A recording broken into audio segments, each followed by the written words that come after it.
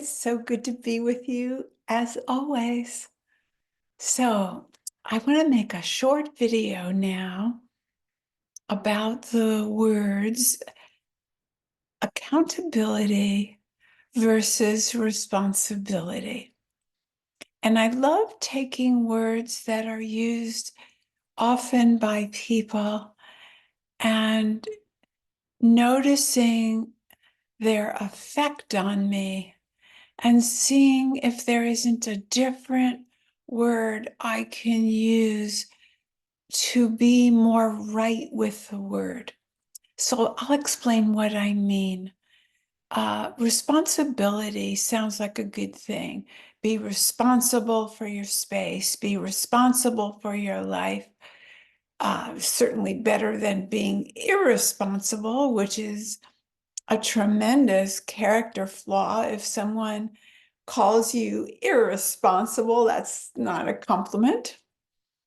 And yet, what I have experienced in my life and noticed what people do with responsibility when I've been in the role as psychotherapist and oneness coach, they use the word responsibility as I did, which was to hurt myself, to feel guilt and shame. And being there is a kind of healthy guilt where you not where you use the feeling of being off to take what I would now like to say, be accountable for what you said or you did. So responsible in this world, especially of spiritually minded,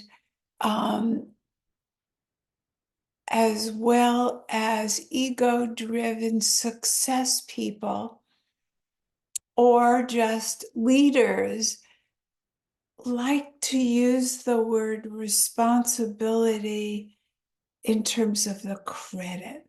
I take responsibility for my intention of doing great things, or I will visualize my success or abundance, and then I take credit for getting that. You know what I mean, taking credit for the manifestation. But are you then blaming yourself for what you didn't manifest or what you manifested that you didn't like? So I'm calling that, let's just call it an experience. We all know successful people, whether it's in a sport that we admire, they've worked hard, and they have developed their abilities. So we might want to say they're responsible. But what happens if they break a leg or get in a scuffle on the court and get injured? Are they responsible for that? Things happen in life that are beyond our control. And even if we don't want to think about it, feel about it, particularly acknowledge it, we all know it happens. People die unexpectedly, injuries, cancer, stuff happens in life. That's part of the polarity, winning, losing, success, failure. And then there are many people who turn their failures as a way to take responsibility for their success. They say they've turned their failures into successes. But what if we said we were accountable, or we took accountability? Not even that we are, because that also implies we did it. But I'm a big fan of acknowledging my thoughts, my feelings, all of them, not just the pretty spiritual ones, oneness. No, anger, joy, pain, fear, perceived mistakes, imagined unworthiness, even numbness, where I don't know what I'm feeling, and also presence. But I'm acknowledging presence happened. Now, if I acknowledge all of those feelings as well as my thoughts and my behaviors, the ones I would like to take credit for and the ones I might not want you to know about, all of that happened. And if I acknowledge it, I am taking account of it.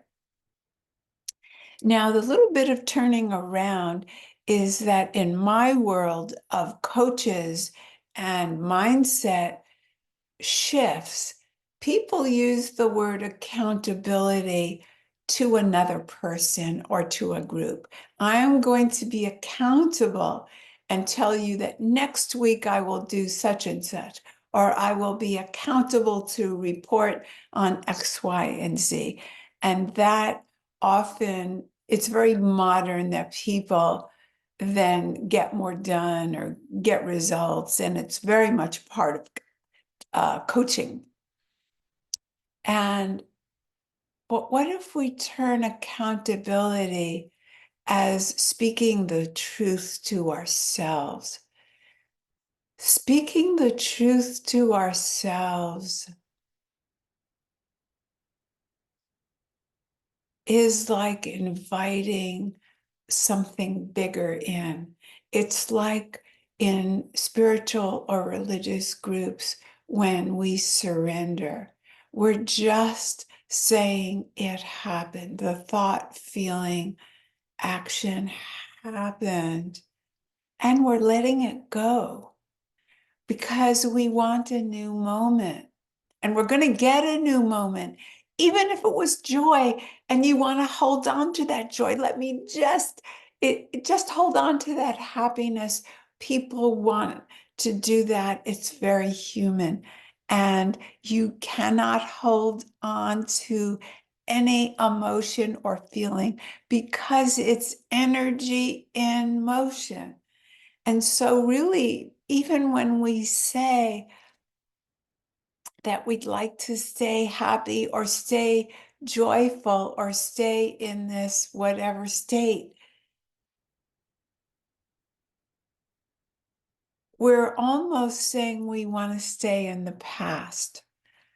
But what if we cherished every new moment? I don't have it with me. Uh, if I had planned this share, I would have, but I will say it to my best of my ability. Elizabeth Kubler-Ross, who's responsible for changing our attitudes as best as she could toward death and dying, said in a quote very near her death, "I look forward to dying soon." But that's a new moment. She wasn't there yet. So what if we were all letting go of what happened so that we could have a new moment in presence? What do I mean by presence? You're available to yourself, to your soul, to your heart, to your thoughts, to the other person and their experience. You've got no story running in the background. I call that the radical now. You're available to the next moment. So let's just think about that. What if we call it accountability to life, not to another person, but just to the truth? What do you think of all of this? Write me back if you feel inspired. Bye for now.